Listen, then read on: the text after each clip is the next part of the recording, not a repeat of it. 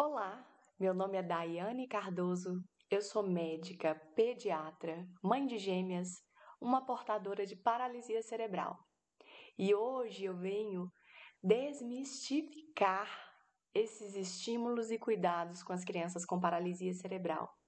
Eu espero que eu possa ser o seu suporte e eu quero te mostrar que você, mais do que ninguém, entende melhor da sua criança e que você e o seu filho têm um protagonismo durante todo esse processo e que dentro da equipe multidisciplinar vocês são a peça-chave para todo esse processo acontecer e para que aconteça uma melhora dos nossos filhos, um estímulo, diminuir as chances, né, de comorbidades, de dor e outras complicações.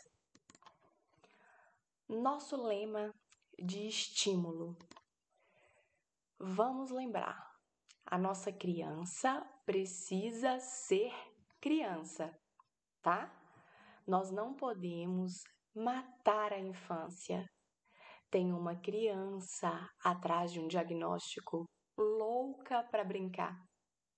E eu levo alguns lemas junto comigo que me orienta durante todo esse processo. Um dia sem amor é um dia perdido. Se seu filho sorriu, estamos no caminho certo. Para comunicar, basta respirar. Não adianta eu fazer uma terapia, um estímulo com uma criança aos berros, chorando, que esse estímulo ele não está sendo eficaz. Se a minha criança ela está motivada, está sorrindo, está se divertindo durante esse processo, ela tem um ganho cognitivo, motor muito maior.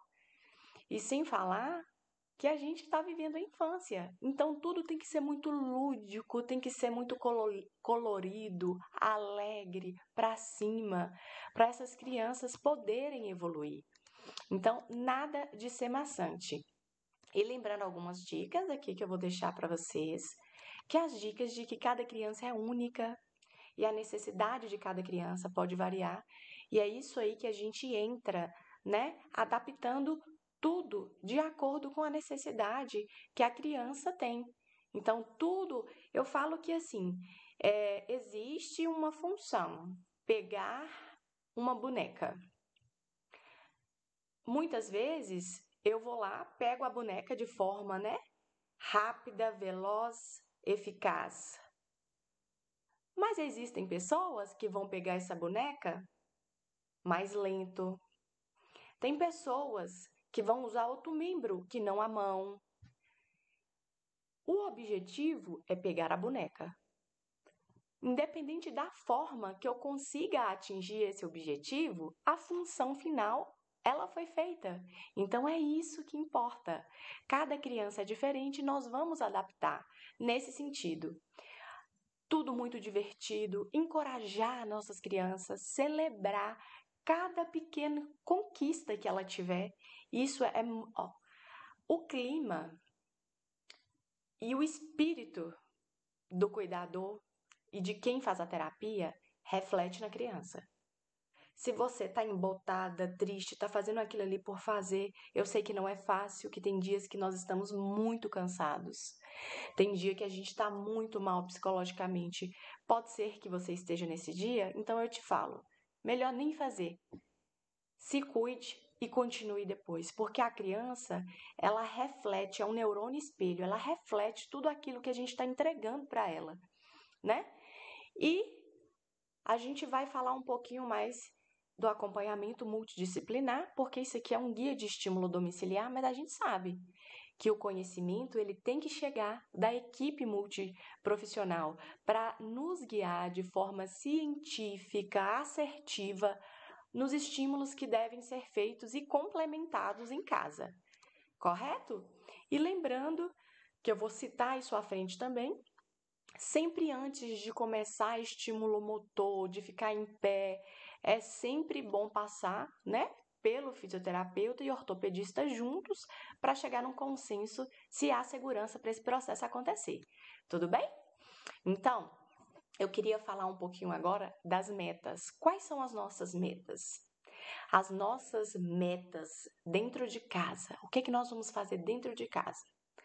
A gente tem que fazer vigilância de postura, mobilidade e marcha, que eu vou citar cada um direitinho, comunicação, interação social e comunicação social e estímulo sensorial também que vai entrar, e muita diversão, que é o que as nossas crianças mais precisam.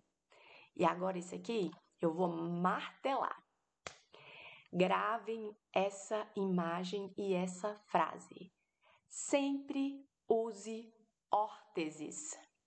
Para que nós fazemos todos os estímulos com os nossos filhos? Para que não tenha deformidade. Se a mão está fechada, em garra, de forma fixa, eu não consigo agarrar nenhum objeto. Como que eu consigo pegar aqui, ó? Como que eu pego um objeto? Como que eu pego esse objeto? Se a minha mão está fechada, eu preciso trabalhar a órtese, a luva na mão, para esse dedão descolar, a mão ter função. Se uma criança tem uma mão com função, ela tem independência, ela brinca, ela faz 1000 coisas. Eu falo que a gente não dá valor às mãos, e as mãos é um dos estímulos que eu mais gosto de fazer, porque a mãozinha é o que vai fazer brincar. Aqui abaixo tem a foto da minha Lizinha usando uma órtese e uma luvinha aqui nas mãos. Você vê que a mãozinha dela tá fechada, mas quando eu coloco a órtese, o que acontece? A mão se abre e essa mão se transforma em uma mão funcional. E sem falar das botinhas, que são as órteses de membros inferiores. Se eu vou deixar meu filho em pé, se eu vou fazer marcha, que é o andar, se o pé, ao invés de estar, bem posicionado, ele está para baixo em equino, eu não consigo colocar essa criança de pé, eu não consigo colocá-la para andar. Você já tentou andar na ponta dos pés? É horrível, não te dá equilíbrio, te dá dor. Então, uso de órtese, sempre uso de órtese. Nunca, quanto maior o tempo que você conseguir deixar seu filho sempre bem posicionado e usando órtese, mais ele vai evoluir. E aí, eu vou começar a falar para vocês um pouquinho dessa parte de vigilância de postura. Peço perdão pela desconfiguração, tá? Na hora de passar de um programa para outro, desconfigurou, mas eu vou falar direitinho aqui. O que acontece? Se o meu filho, se a minha Liz, ela fica mal posturada, ela perde função. Eu preciso vigiar a postura durante as 24 horas. É difícil? É, Dai. Eu sei que é muito difícil. Eu sei que parece impossível. Mas o máximo que a gente conseguir, a gente coloca uma meta para cima e o que a gente conseguir é lucro. Por quê? Olha só. Eu vou falar um pouquinho de cada posição, porque eu tenho que posturar tanto à noite quanto de dia. Lembra que a sua criança vai dormir, em média, 8 a 10 horas por dia? Então, são 8 a 10 horas mal posturada. Então, não adianta nada eu posturar ela durante o dia, se à noite ela vai ficar quase que a metade do dia mal posturada. E aí tem que posturar o quê? Deitado, sentado, de pé. E aqui, eu coloquei a foto da minha filhinha, isso aqui. E outra coisa que eu quero falar muito importante, porque muitas vezes alguns pais barram na questão de é tudo muito caro. Eu sei que é tudo muito caro, mas eu quero mostrar para vocês aqui o trabalho de uma mãe especial e uma amiga muito querida que eu tenho, que ela faz, olha só, o parapódio, que é esse aparelho para Liz ficar totalmente bem apoiada em pé. Isso aqui eu vou citar à frente, que é a descarga de peso. Então, você nota que ela está com a coluna reta, o pescoço, cervical, quadril, joelho, né? Tem um ângulo de abdução aqui. Aqui ela tá sentada, a cabecinha aqui tá um pouco desalinhada porque ela estava em gargalhadas aqui comigo nesse momento. Mas o pescocinho tem que ficar alinhado. Sempre fazer uma curvaturazinha aqui, ó, de 90 graus, quadril, joelho, pé. E isso, o que que acontece? Se a Liz fica caído de qualquer jeito, ela vai ter escoliose, ela vai ter cifose, pé equino, mão em garra. Isso tudo impede de ter função, ela perde a função do corpo, porque aquele corpo está o quê? Deformado. A vigilância de postura é o ponto-chave, que eu mais martelo. E a sua terapia dura 1 hora. As outras 23 horas vai ficar conosco, pais. Então eu não consigo fazer vigilância de postura só durante a terapia. Então eu vou citar aqui à frente, olha, o posicionamentozinho sentado, igual eu falei, né?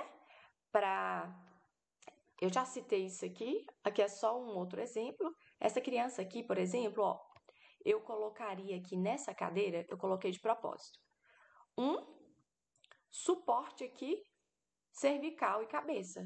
Tá vendo que não está muito bem posturada? Outra coisa, ela está desalinhada aqui, ó. É uma cadeira, só que ela está desalinhada aqui, joelho, está desalinhado o pé, não está usando órtese. Então, essa postura aqui não tá legal. Essa criança tem que ficar melhor posturada. O quadril está jogado para um lado, então ela teria que estar com o quadril e perna a um ângulo de 90 graus, um suporte de cabeça e cervical aqui. Tá usando uma órtese na mãozinha aqui, mas deveria estar usando no pé. E aqui a angulação aqui, ó, de 90 graus, né? Agora a questão do posicionamento do carrinho de passeio, que é a mesma coisa. A criança, eu queria mostrar uma coisa para vocês.